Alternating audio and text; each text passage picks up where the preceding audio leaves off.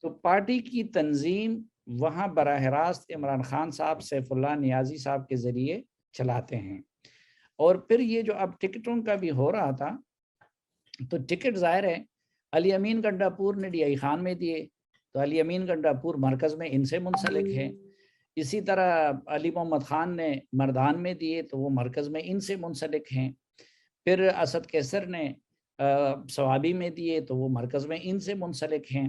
اگر پشاور کے کچھ صوبائی وزراء نے اور گورنر شاہ فرمان نے اور انہوں نے دیے تو وہ بھی ان سے منسلک ہیں. پھر یہ نہیں کہ اس سے پہلے تو انہوں نے ٹکٹوں پہ کوئی اعتراض نہیں کیا تھا. اچھا عملاً کوئی ان کا یہ اب ڈرامہ بازی کی بھی حد ہوتی ہے نا. اب اس کہا کہ یہ پارلیمانی بورڈ کو بلایا گیا.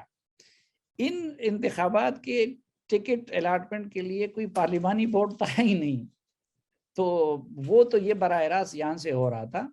پھر آپ نے دیکھا ہوگا کہ خان صاحب الیکشن کمیشن کے منع کرنے کے باوجود وہ گئے پشاور میں اور انہی تیاریوں کا جائزہ لینے کے لیے. تو اس وقت انہوں نے کوئی اعتراض نہیں کیا کہ بھائی کوئی کینڈیڈیٹ غلط ہے یا باقی کوئی مسئلہ ہے.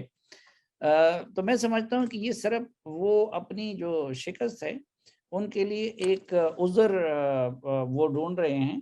اور لیکن یہ عذر جو ہے وہ کیونکہ پہلے بھی جو ان کے معیارات تھے انہی معیارات پہ ٹکٹ دے دیے گئے تھے.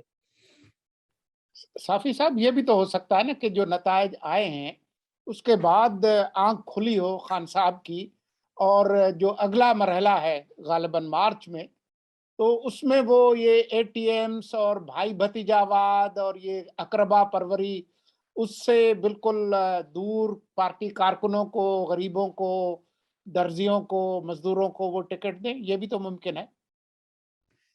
ایک تو اس کا جواب دینے سے پہلے وہ جو پہلے سوال کا ایک حصہ رہ گیا تھا کہ جی وہ کہتے ہیں کہ ہم نے نظام ایسا تشکیل دیا تھا.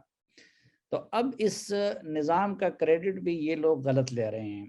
یہ جو براہ راست تحصیل میئر کا یا جو سٹی میئر کا الیکشن تھا یا جو نیبرہڈ کونسل اور یہ نظام تشکیل دیا تھا پچھلے دور میں جماعت اسلامی کے عنایت اللہ نے. آپ کو پتہ ہے کہ پرویز خٹک صاحب کی کیبنٹ میں بلدیات کی منسٹری ان کے پاس تھی. اچھا پھر عنایت اللہ کا یہ ہے کہ ایک تو وہ ایک تجربہ کار پالیٹیشین ہے اور مثلاً یہ مشکل سے مشکل مثلاً پچھلے الیکشن میں بھی وہ اپنی سیٹ نکالنے میں کامیاب ہو گئے. اور جو ایم ایم اے کی حکومت تھی اس میں وہ منسٹر رہے تھے. اور پھر یہ تو وہ جو نادیدہ پن ہمیں پی ٹی آئی کے منسٹروں کے ہاں نظر آتا ہے وہ ان کے ہاں نہیں تھا. دوسرا وہ جماعت اسلامی سے وابستہ ہے لیکن وہ پڑھے لکھے ہیں اور پی ایچ ڈی ہیں. وہ خود انہوں نے پی ایچ ڈی ڈاکٹر ہیں. تو یہ بیسیکلی نہ صرف یہ کہ یہ نظام انہوں نے بنایا تھا بلکہ اس میں ایک ڈسٹرکٹ ٹیئر بھی تھا. انہوں نے اس میں صرف ایک کارنامہ کیا کہ عنایت اللہ خان کے بنائے ہوئے اس نظام سے ڈسٹرکٹ ٹیئر کو نکال دیا. اب ڈسٹرکٹ ٹیئر کو نکالنے کے بعد وہ بھی کیوں کیا؟ کیونکہ آپ جانتے ہیں کہ لوکل گورنمنٹ کی بنیاد ڈسٹرکٹ ہوا کرتی ہے. اب ایس پی اور ڈی سی باقی انتظامیہ کا وہ ضلع ہوتا ہے لیکن ڈسٹرکٹ کی سطح پہ نہ چیئرمین ہوگا نہ کچھ اور ہوگا. تو وہ انہوں نے اس لیے کر دیا کہ درمیان سے اب تحصیل ناظم چیئرمین کے تحت تو آپ ضلع کے ایس پی کو نہیں لا سکتے یا وہاں کے ڈی سی کو تو نہیں لا سکتے یا کسی اور محکمے کے سربراہ کو نہیں لا سکتے. تو انہوں نے عمران خان صاحب کی پارٹی نے اس نظام میں صرف یہ کارنامہ سر انجام دیا تھا. دوسرا ایک اور بھی عنایت اللہ کا کام تھا کہ وہ بلدیات کے منسٹر تھے. وہ بی آر ٹی کے حق میں نہیں تھے اور وہ یہ کہہ رہے تھے کہ بھئی ہمارے پاس ایک تو پشاور کی بیوٹیفیکیشن کا انہوں نے ایک منصوبہ بنایا تھا اور وہ کہہ رہے تھے کہ ہمارے پاس اس سے بیسٹ آپشن جو ہے وہ رنگ روڈ کا جو ایک حصہ باقی ہے اس کو ہم مکمل کر لیں اور دوسرا ریلوے لائن سے پیرالل. اور وہ یہ کہتے تھے کہ یہ غریب صوبہ اتنا بھاری بجٹ اور قرضہ یہ برداشت نہیں کر سکے گا. تو چونکہ وہ بی آر ٹی کے حامی نہیں بن رہے تھے تو ہم نے یہ تماشا بھی دیکھا تھا کہ دنیا کے ہر جگہ پاکستان میں ہر جگہ جو اس طرح کے منصوبے ہوتے ہیں مثلا پشاور ڈیولپمنٹ اتھارٹی ہے تو وہ نہیں مان رہے تھے. تو پشاور ڈیولپمنٹ اتھارٹی اس دور میں ان سے لے کے ٹرانسپورٹ کی وزارت کو دے دیا گیا. تو پھر انہوں نے اپنا BRT کا منصوبہ چلایا، اور اب جب دوبارہ PTI کی حکومت آئی اور بلدیات کی منسٹری اپنے پاس آئی تو دوبارہ وہ BRT اور PDA یعنی پشاور ڈیولپمنٹ اتھارٹی وہ بلدیات کے منسٹری کے تحت وہ دے دیا گیا۔